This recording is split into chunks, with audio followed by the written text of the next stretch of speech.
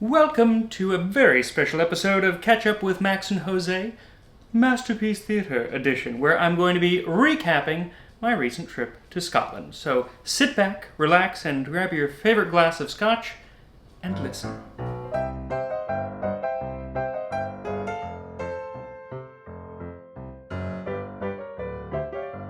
Welcome back. I am drinking my Aberfeldy, I think it's the 21-year scotch. They actually sent me home with a bit. We went to visit the Aberfeldy Distillery, which is where Dewar's is made in Scotland, and they gave me quite a bit, which was really quite nice. Very nice. I'll actually put a link to where you can get this. It's smoky, not too peaty, nice and smooth. Unfortunately, it does give me heartburn, so I'm not going to drink too much of it right now. It's funny because, we went to the distillery, and I was able to taste everything that they had, but my brother was driving. And they're very, very, very serious about not drinking and driving in Scotland, more so than here in the United States, and so he couldn't have anything, not a drop. So that was unexpected for him, but you know what? They gave him plenty to take home, so we drank it at the hotel. Real quick, I'm actually off camera. It is a catch up with Max and Jose. Yes. When we started off the channel, this was actually the setup that we used to have. I was off camera until at some point I decided, you know what? This isn't just about Max. It's also the Jose show. That's right. But I've been very busy, very tired, and a little stressed. And I figured I'd just devote this episode to let Max have at it and talk and rant as he pleases. And I'll step aside just this once. Just this once, and let her have his moment. Let her have his moment. By the way, you'll notice that we turned off the fire because even though it's like fall tomorrow, I think, or next week, I think the 22nd. It's still like 95 degrees where we are, so we didn't need a fire roaring. It's cooled down considerably while you were away, Max. It's like 105 degrees, and a lot of my plants died, which I'm pretty heartbroken about. Yeah. I'm hoping to pick up again in the winter. But I'd still like to do a garden tour episode once things are a little cleaned up and not as sad looking. So more to come. And along with that, more to come will be tasting history with Max Miller reads mean comments. I'm still collecting those. Yeah, he's been sharing some of them with me.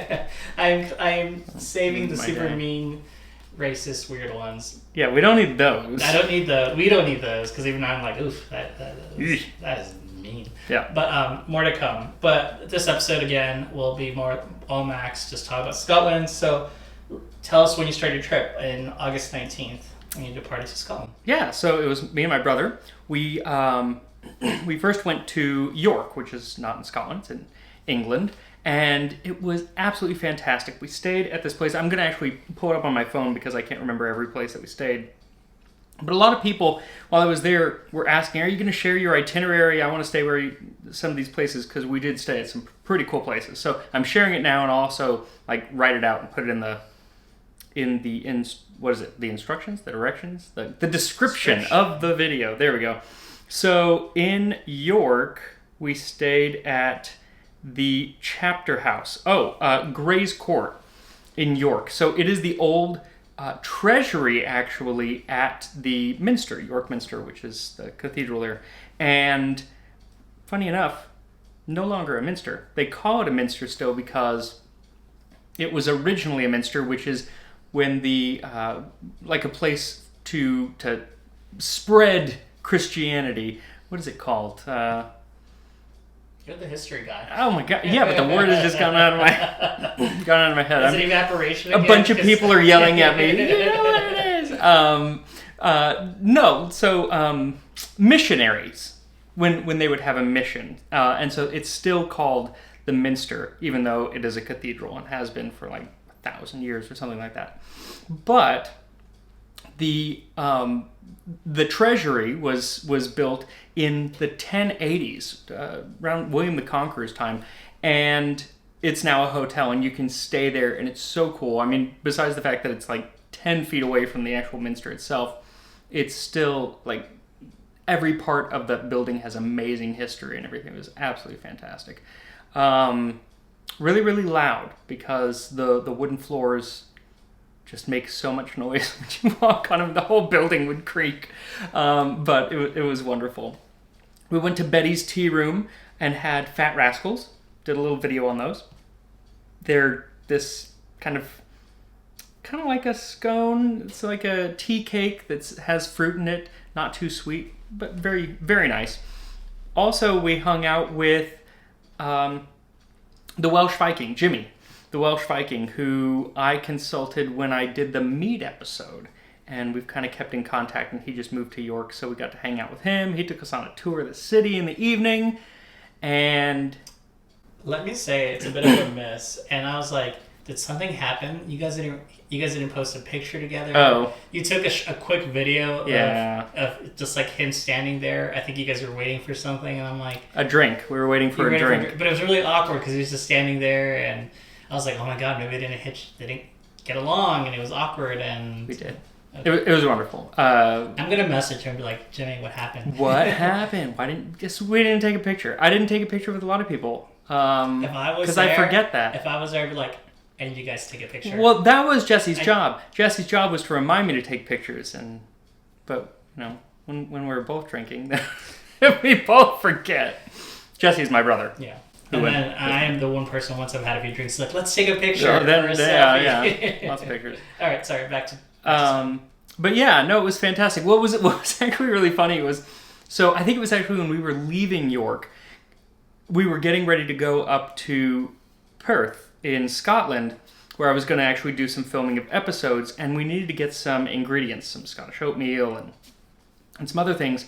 So we went to a Tesco, and I posted a picture going into a Tesco, because it was a big deal for me, because I Real quick, is that like a Costco? No, it's honestly, so I thought a Tesco was like just a regular grocery store. And I guess there are that are just regular grocery stores, but this was like the Tesco Max. I don't know what they call it, but it was huge. It was more like one of those super Walmarts. And they had everything I needed.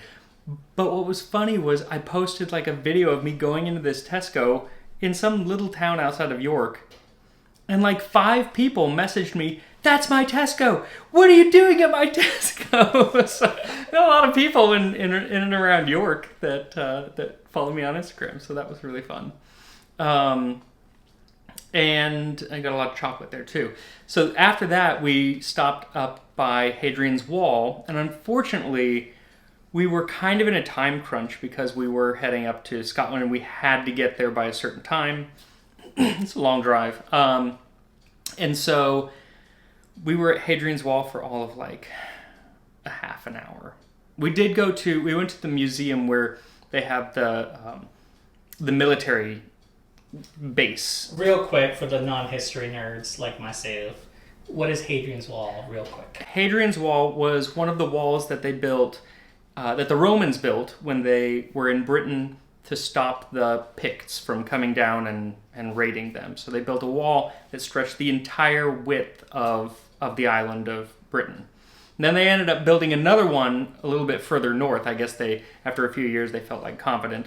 And that was called the Antonine Wall. How big is the wall? Like, how tall is it? Well, so that's the thing. How tall was it then? I'm not sure, like 20 feet. It was pretty tall. It's not 20 feet tall now, right? Not in most places, no. Where we were, I think it was probably like 10 or 12 feet. Like, I wouldn't have jumped off of it, but, it wasn't too bad. The thing is, parts of it, a lot of it is obviously fallen down, and they've used the stones for other building projects over the last 1,500 years, and the land is, moved and everything. And so there are different, some places are in really good condition, some are in less. We went to a place that had less, simply because we were like driving through. We couldn't really pick where we went. But it was still really awesome. What is really cool, it's obviously super long, but it's also really wide, because they had like forts every once in a while. So we did that, and then we headed up to Perth. The town of Perth, or city of Perth, is like really old in Scotland, has some wonderful history, and you don't get to see any of it because they basically tore everything down in the 1800s. 1800s, and built like a new city.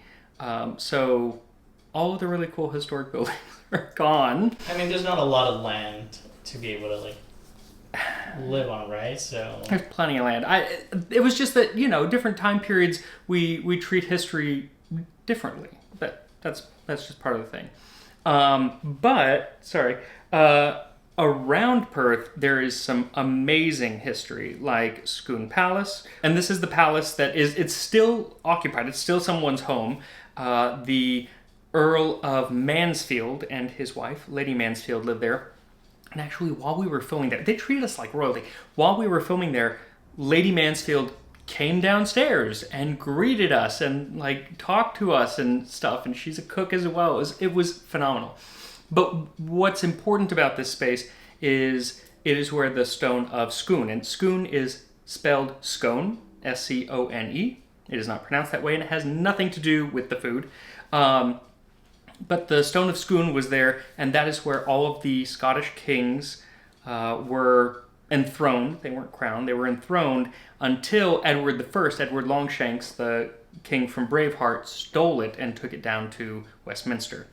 And then all of the kings of England were crowned on it. But it's an amazing spot, and I was so lucky to get to film a video there right on the spot where the real Macbeth would have become king. And then we also filmed on Dunsinane Hill, which is also near Perth, and that is where, in the play at least, he is killed. But you'll have to find out what the real Macbeth did on Dunsinane when you watch the video, which should be out next month. So as of right now, you've done one video. Yes. So I did Whiskey Scotch, which came out 2 days ago. It's not doing very well. It's not doing very. People aren't like. Oh yeah, I guess I don't know when this is.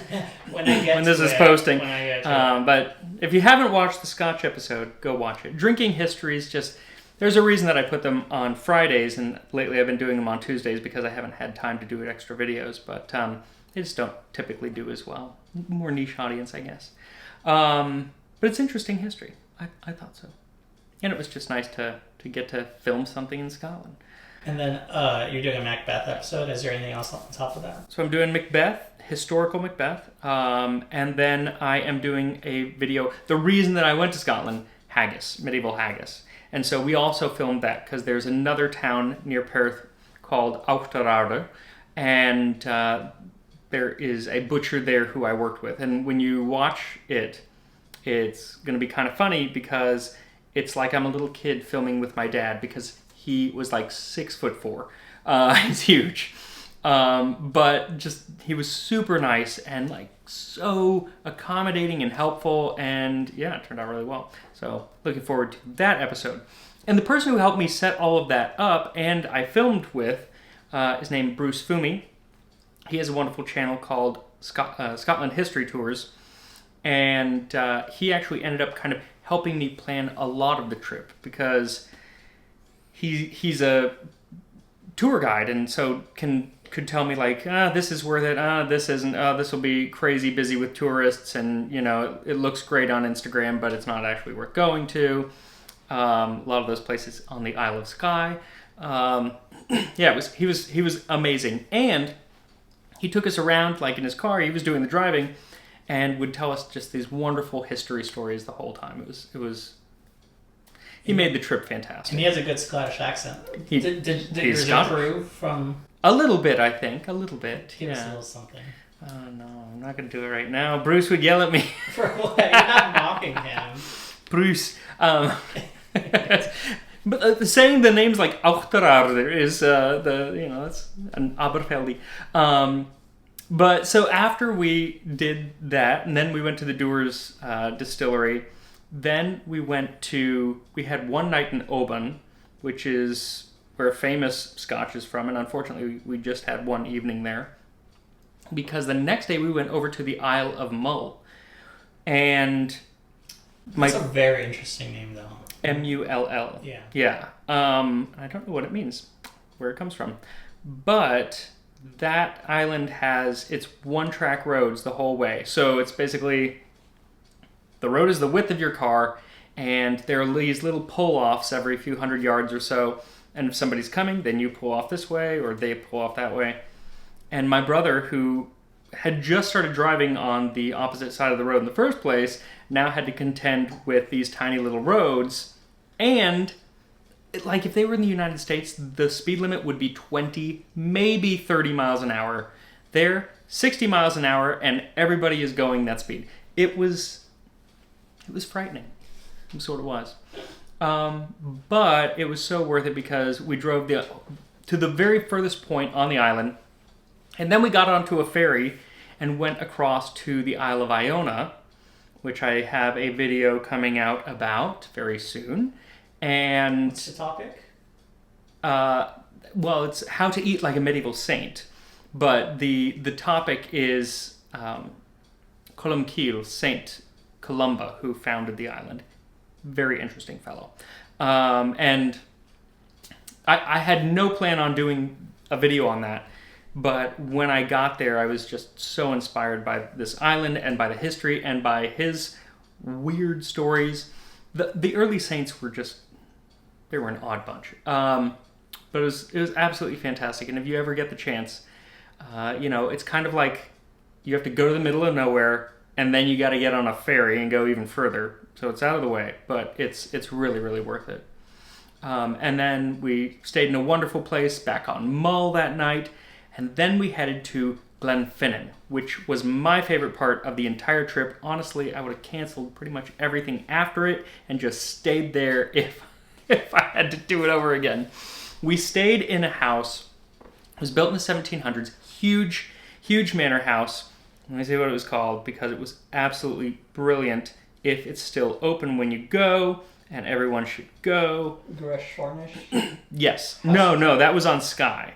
So this was Glenfinnan House Hotel. The Glenfinnan House Hotel.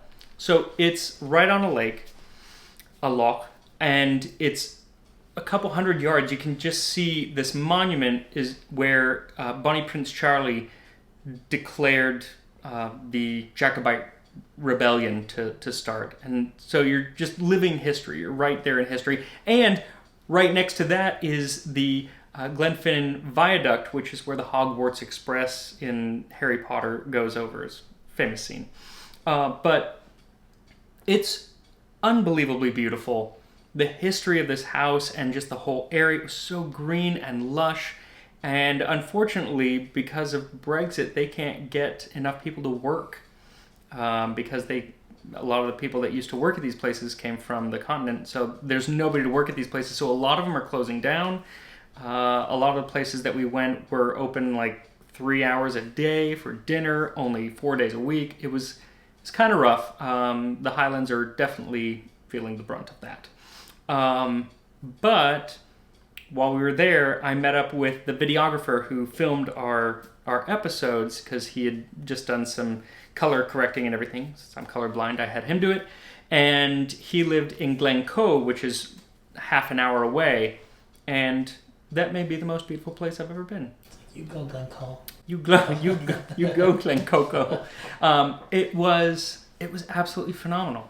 And if I did hiking, we had time and everything. We're not hiking people. I would do that. But we talked to someone who had done hiking, so it was kind of there. Yeah, but hiking adjacent.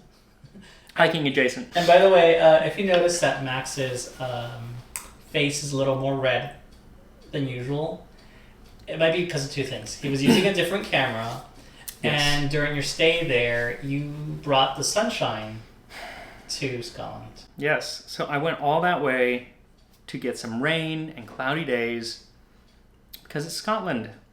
And it was sunny pretty much every single day. I didn't have to get out my umbrella once for 2.5 weeks. It was actually quite warm and quite bright the whole time.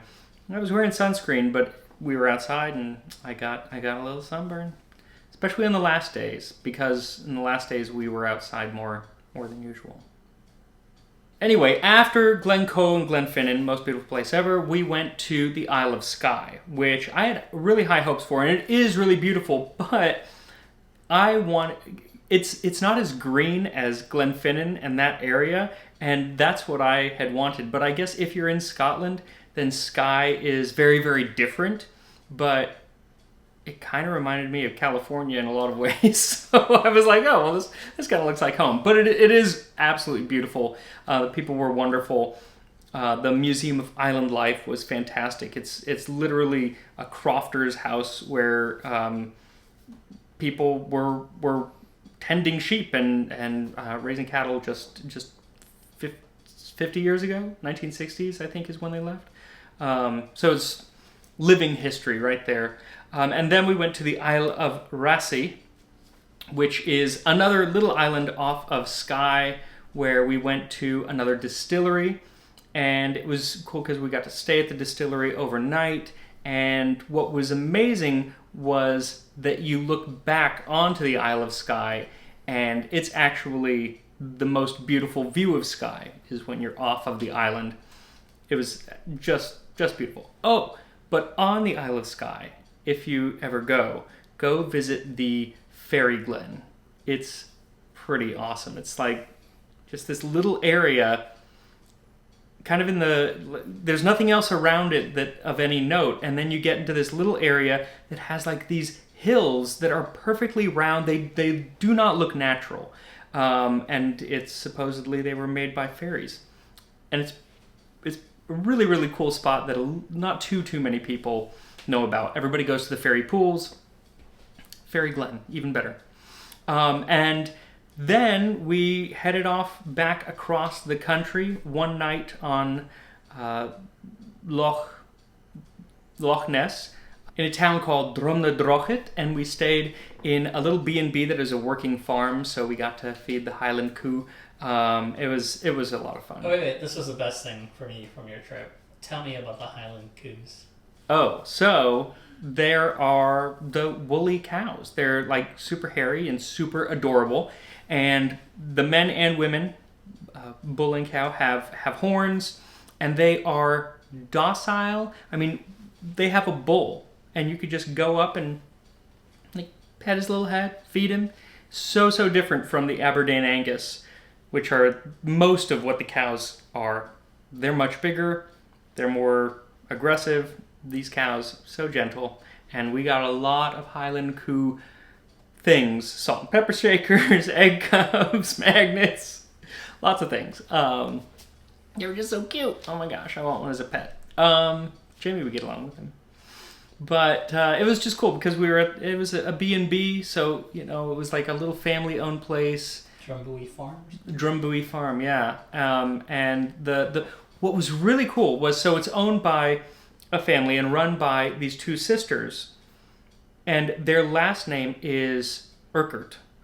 And just down the way, like a mile away, is Urquhart Castle, which I actually talked about in an episode on Scottish cows a while ago.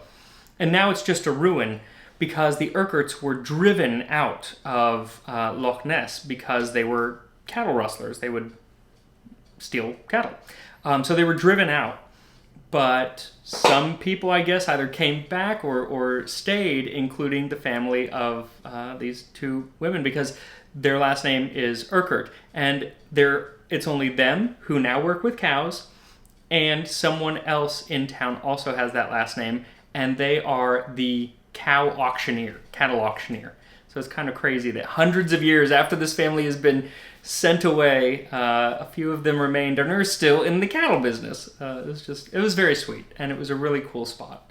But really, we were just there for one night as we headed back to kind of the east part of the country. We went to the battlefield of Culloden, and then ended up in the Cairngorms, which are these kind of mountainous area that has Balmoral, which is where the royal family stays, usually when they're in Scotland. And when we were there, Queen Elizabeth was there, and obviously passed away 2 days after we left the area, 3 days maybe, because she usually is up there during the summer and goes to the Highland Games.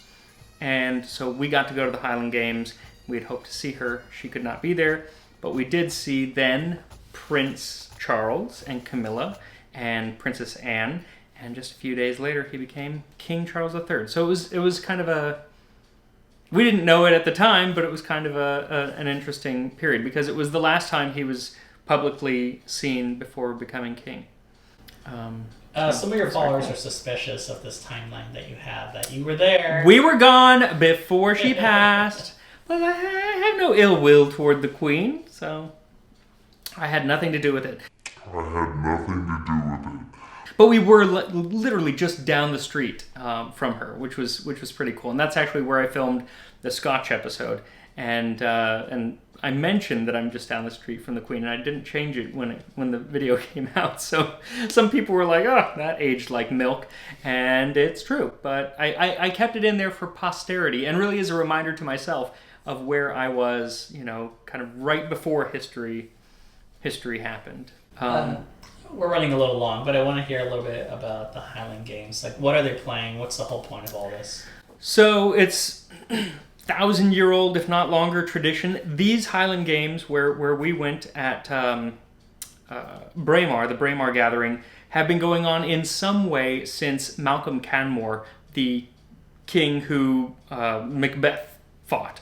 And they are tests of strength, mostly.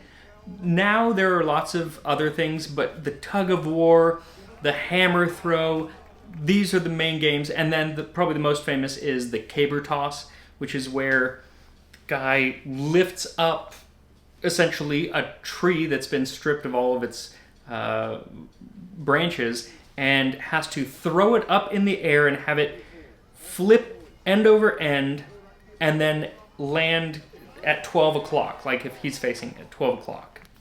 It's really, really hard.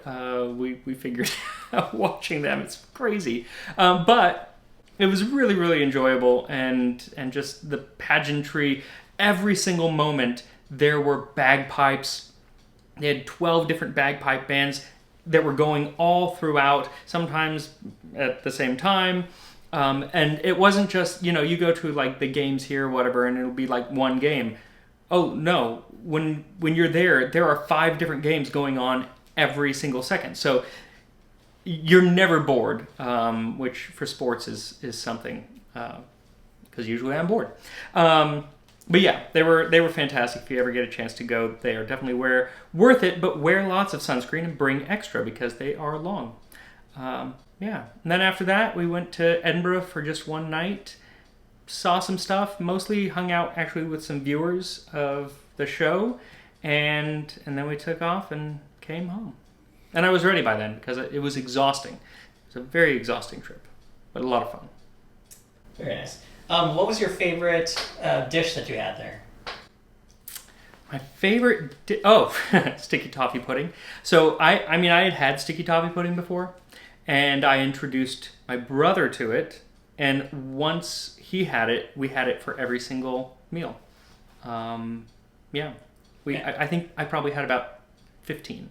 And is there something that you ate that you didn't like? I don't think there was anything that I didn't like. I had several different haggises, and some were better than others. There's a lot of ways to do haggis, and some are definitely better than others. I don't know what it is in the process. I mean, the one that we made had a really nice texture, but some of them can be really, really mushy. I don't know if they've just been boiled too long or been sitting in the skin before being boiled too long. I don't know, but some of them are questionable. And then Cullen Skink. I actually ended up liking Cullen Skink, but I can see that it is an acquired taste. I mean, it's a smoky, fishy stew. I enjoy that, but I bet you would hate it. That sounds terrible. Yeah, and the name kind of sucks, Cullen Skink. But originally it was made by like sailors. They would go out and make this stew. And what I was really surprised that I liked were something called Arbroath Smokies, which is a smoked fish that I mentioned in the Macbeth episode, and everyone ended up really liking them, even my brother who doesn't care for fish. So our both Smokies. Go figure. Very nice. What do you think your next tasting history to go will be? I think it's going to be Hawaii, because I think that we're going to Hawaii next month to celebrate our anniversary. And I'm going to do an episode while I'm there. Hopefully. If I'm trying to work on it right now and trying to figure out, it's part of the problem is finding places to film and figuring out people that you can cook with and all of that kind of stuff. So if I can get all of that to come together, then there will be a Hawaii episode. Fingers crossed. Fingers crossed. All right. Well, thank you all for watching this extended edition of Catch Up with Max. I can go on. You can go on for quite a while. We'll be back to our normal scheduling. To say thank you for watching and listening. I'll be talking about some of the stuff that's coming up on Disney Plus that I've been working on, like Andor will probably be Star Wars Andor. It's a 5-year prologue before Rogue One, and then since other people on my team are working on Hocus Pocus 2, which we're excited for, and then Disenchanted, which is really, really fun. And yeah, lots more to come. So stick around, and I'll catch you at the next episode. Huzzah!